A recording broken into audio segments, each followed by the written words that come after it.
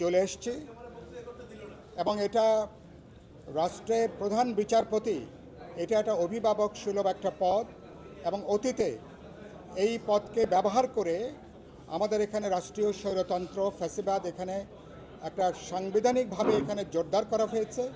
এ ব্যাপারে সতর্ক থেকে আমরা আজকে সারাদিন আলাপ আলোচনা করেছি এবং আমরা আপিল বিভাগের জ্যেষ্ঠতম যারা দায়িত্বে আছেন, সে যারা কাজে আছেন, দায়িত্ব পালনরত আছেন, সেখান থেকে আমরা অ্যাটলিস্ট দুটো অপশান আমরা সেখানে ওপেন রাখতে বলেছি। তো সেই জায়গা থেকে আমরা আলাপ আলোচনা করে নীতিগতভাবে আমরা একমত হয়েছি এবং এটা অপশানটা একটা থাকবে, কর্মরত কেবলমাত্র জ্যেষ্ঠতার ভিত্তিতে একজন থাকবে, নাকি দুজনের বিবেচনা থেকে রাষ্ট্রপতি সিদ্ধান্ত নেবেন, সেটা আগামীতে আলোচনা করে আগামী সপ্তাহে এ ব্যাপারে আমরা সিদ্ধান্ত গ্রহণ করব।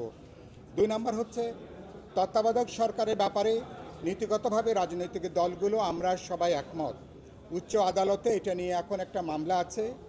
রিট আশা করি রিটের এই খুব অল্প দিনে রিটের একটা মীমাংসা হবে এবং রিট করার পরে তত্ত্বাবধায়কের বিধান আবার বাংলাদেশে চালু হবে।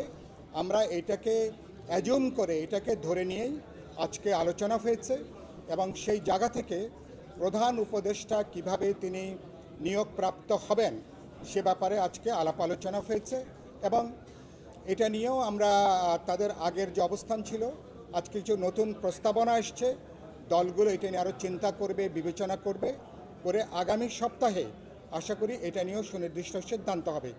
বিপ্লবী ওয়ার্কার্স পার্টি থেকে একটা কথা যেটা আমরা উল্লেখ করেছি, অতীতে আমাদের এখানে কোনো তত্ত্বাবধায়ক সরকারের জবাবদিহিতার কোনো বিধান আমরা কিন্তু আগে দেখিনি। ফলে তত্ত্বাবধায়ক সরকার এটা 90 দিনের জন্যই হোক অথবা 120 দিনের জন্যই হোক, তাদের টেনিওরে তারা যে কাজগুলো সম্পন্ন করবেন, পরবর্তী পার্লামেন্টের কাছে নির্বাচিত জনপ্রতিনিধিদের কাছে অবশ্যই এই সরকারকে জবাবদিহিতার বিধানটা এটাকে নিশ্চিত করা দরকার। এটা নিয়েও আমরা এটাও পরবর্তীকালে এটা নিয়ে আলোচনা হয়ে সিদ্ধান্ত হবে। আর সর্বশেষ জরুরি অবস্থা নিয়ে যেটুকু আলোচনা হয়েছে আপনারা এটা শুনেছেন, আমি এটা বিস্তারিত ব্যাখ্যার প্রয়োজন নেই, কিন্তু আমরা বলেছি বিশেষ অবস্থায় জরুরি অবস্থা জারি করা যেতে পারে এবং তার বিধানটা পৃথিবীর অধিকাংশ দেশে যেটা কার্যকর আছে, বাংলাদেশেও এই বিধানটা আমরা এখানে রাখতে চাই। দুটো ক্ষেত্রে জরুরি অবস্থা যাতে রাজনৈতিক দলগুলোকে হয়রানি অথবা তাদেরকে দমন পীড়নের হাতিয়ার হিসাবে ব্যবহৃত না হয়, এই ব্যাপারটাকে একটা গ্যারান্টি ক্লজ হিসাবে এটাকে যুক্ত করা। আর কোন অবস্থায় জরুরি অবস্থা জারি করা যাবে, গোলযোগ শব্দের পরিবর্তে ইতিমধ্যে আপনারা শুনেছেন আমরা বলেছি যুদ্ধকালীন পরিস্থিতি এবং সেদিক থেকে আমাদের স্বাধীনতা, সার্বভৌমত্ব এবং রাষ্ট্রীয় অখণ্ডতা বিপন্ন হতে পারে, এরকম কোনো পরিস্থিতি যদি তৈরি হয় তাহলে জরুরি অবস্থা সেখানে জারি করা যেতে পারে।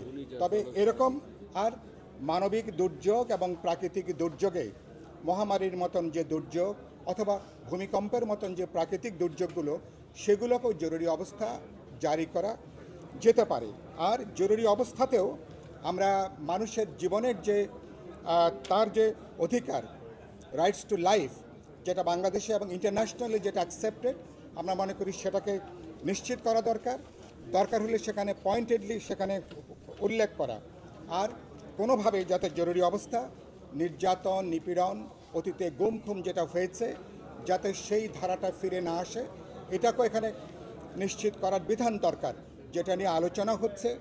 নাগরিকরা তারা যদি সংক্ষুব্ধ হন জরুরি অবস্থার কারণের জন্য, তারা আদালতে যেতে পারবেন কিনা। আমরা মনে করি কিছু কিছু অধিকারের ক্ষেত্রে নাগরিকদেরকে আদালতে যেয়ে তাদের নাগরিক গণতান্ত্রিক অধিকার সুরক্ষার বিধানটা এখানে থাকা দরকার। আর শেষ যে কথা যেটা আমরা উল্লেখ করতে চাই, যে জরুরি অবস্থাকে এটা একেবারে সাময়িক একটা মেজার, সিদ্ধান্তটা কিভাবে হবে যেটা বলা হয়েছে আগে প্রধানমন্ত্রীর তার মতামতক্রমে রাষ্ট্রপতি এটা জারি করতেন। তারা যেটা বলেছেন প্রধানমন্ত্রী মন্ত্রী পরিষদের সম্মতিক্রমে তাদের অনুমোদনক্রমে জারি করবেন। আমরা মনে করি জরুরি অবস্থা একটা রাজনৈতিক সিদ্ধান্ত, সুতরাং সংসদ যখন বহাল থাকে, সংসদে আলাপ আলোচনা করে এই রাজনৈতিক ব্যাপারে সরকারি দল বিরোধী দলের সাথে আলাপ আলোচনা করে বোঝাপড়া করে তারপরে জরুরি অবস্থা বিধানটা এটাকে চালু করা দরকার। কেবলমাত্র সরকারি দলের সিদ্ধান্তেই জরুরি অবস্থাটা কোনোভাবে হওয়া উচিত না। আপনাদেরকে ধন্যবাদ।